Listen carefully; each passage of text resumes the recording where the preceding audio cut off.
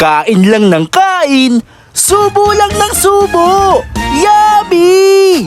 Kamusta mga ka-food lover? For today's video ay samahan nyo kami para dayuhin at balikan ang tinaguriang the longest food park dito sa Candabo, Pampanga. Pero bago yan ay shoutout muna kay Kim Silvestre at kay Julius Barbosa Chico. Ano pa hinihintay nyo? Let's go and simulan na natin to! Heto nga at bisitahin natin ang muling pagbabalik ng pinaka-presko, pinakamasaya, pinakamasarap at pinakamahabang food park na naitala sa buong kasaysayan ng Candabo, Pampanga. Walang iba kung hindi ang Pinak Food Park na matatagpuan sa Pinak Paligay, Candabo, Pampanga na mayroong humigit kumulang na 100 food stall na open na araw-araw simula alas 3 ng hapon hanggang alas 9 ng gabi. Na dito nyo nga matitikman ang iba't ibang klase ng pagkain na pasok sa budget at swak sa inyong panlasa. Kasabay pa ng presko at sariwang simoy ng hangin at napakagandang view ng Mount Arayat na siguradong mag-e-enjoy kayo pag na-experience yung pumasyal dito. Silipin naman natin ang masasarap na pagkain na tinitinda nila dito,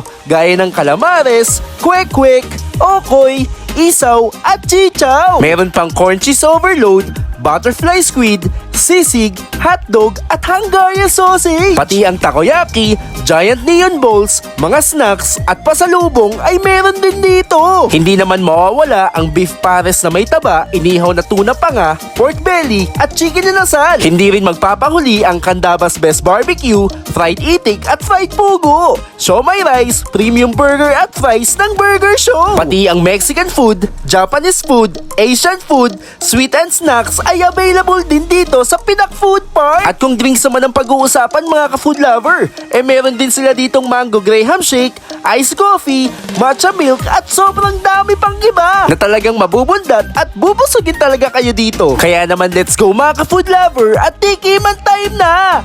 So yun mga ka-food lover, meron sila ditong 119 stall na pwede nyong bilan, pwede nyong pag-food tripan. For only 120 pesos, meron na kayong giant butterfly squid. Bagong luto talaga to. Grabe.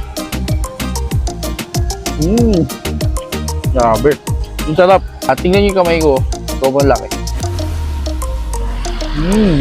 Nalok. Next naman natin itong corn cheese overload ni Ate Daisy. Sarap.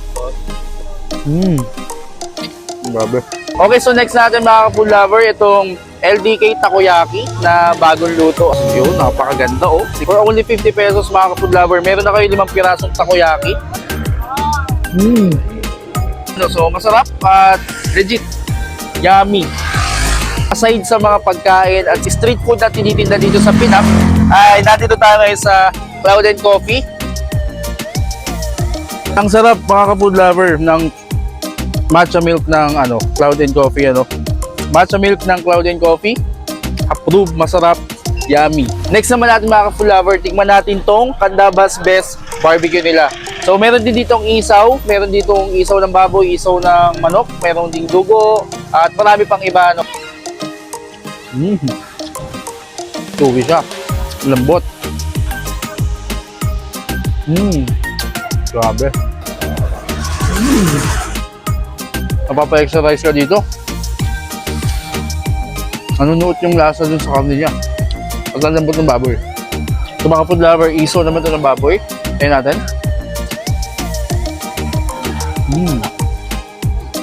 Panghahalo. Sarap. Meron din sila ditong chilled mango, no? So ito yung kanilang 100% pure mango. So tawag nila dito, mango graham shake So tikman natin. Grabe. Masarap yung pearl niya. Makunat. Wala siyang bubuo sa loob. Sa halagang 65 pesos ay matitikman nyo na itong mango graham shake nila. So masarap.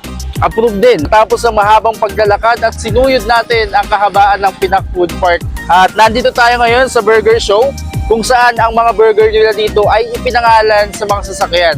Merong Mio, Sniper, Cheese Raider, meron din sila ditong Chile Aerox, Honda at NMAX at marami pang iba. Siguro wala pa dito yung Bulldozer tsaka Excavator. Tikman natin dahil meron sila ditong NMAX na halagang 95 pesos lang at meron din silang price na 80 pesos at talagang good for 2 person na. So, try natin. Pinakamasarap na kagat.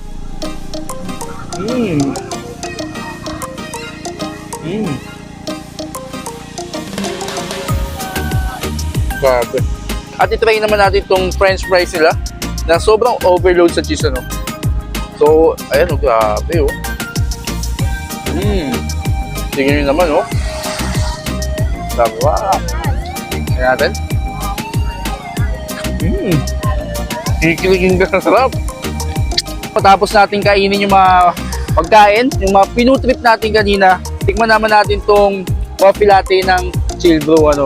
So, try natin to. Kung inaanto kayo mga food lover, eto na siguro yung magpapagising na kape sa inyo.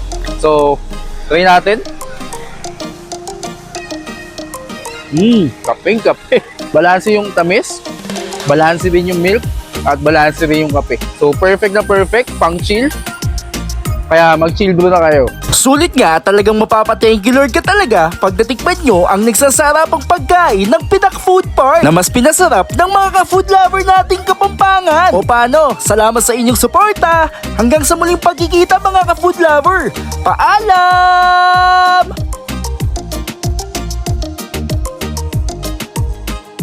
Hehe.